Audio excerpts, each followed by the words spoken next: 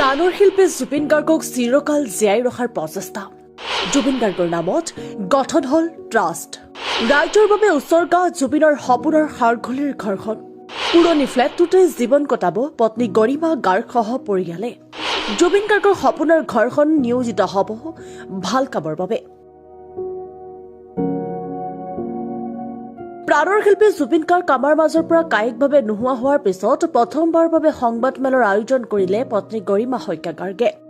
কাহিলীপাৰাৰ বাসগৃহত জুবিনৰ কৰ্ম আৰু পৰিকল্পনাক লৈ এই সংবাদমেলৰ আয়োজন কৰে পত্নী গৰিমা শইকীয়া গাৰ্গে। সংবাদমেলত গৰিমাই কয়, জুবিন নোহোৱাত সকলো স্থবিৰ হৈ পৰিছে। নতুন বছৰ সকলোৰে বাবে ভাল হওক। জুবিন বিষয়ক সকলো কাম সুচাৰুৰূপে হওক। দুঃসময়ৰ মাজতো আমি আগবাঢ়িব খুজিছো। কৰিবলগীয়া কামখিনি সততাৰে কৰিব লাগিব। জুবিনে তেওঁক মনত ৰখাতকৈ তেওঁৰ সৃষ্টি মনত ৰখাটো বিচাৰিছিল। জুবিনে জীৱনৰ ধুমুহা বহু সাহসেৰে পাৰ কৰিছিল। কাম আৰু সৃষ্টিৰে বেয়া সময়টো থিয় হৈ আছিল। তেওঁৰ আদৰ্শ সত্তা আমি জীয়াই ৰাখিব লাগিব। জুবিন গাৰ্গৰ নামত ন্যাস গঠন হ'ব। জুবিন গাৰ্গৰ সৃষ্টিৰাজি সংৰক্ষণ কৰিবই ন্যাসে। পৰিয়াল বন্ধু শুভাকাংক্ষী থাকিবই ন্যাসত। ন্যাসৰ নামত সাৰঘুলিৰ ঘৰটো দান কৰা হ'ব। জুবিনৰ গান, প্ৰকৃতি, সমাজ সেৱাৰ হকে কাম কৰিবই ন্যাসে।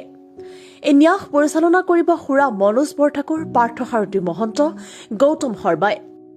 কলাগুৰু ফাউণ্ডেশ্যনে সামাজিক সাংস্কৃতিক কাম কাজসমূহ আগবঢ়াই নিব।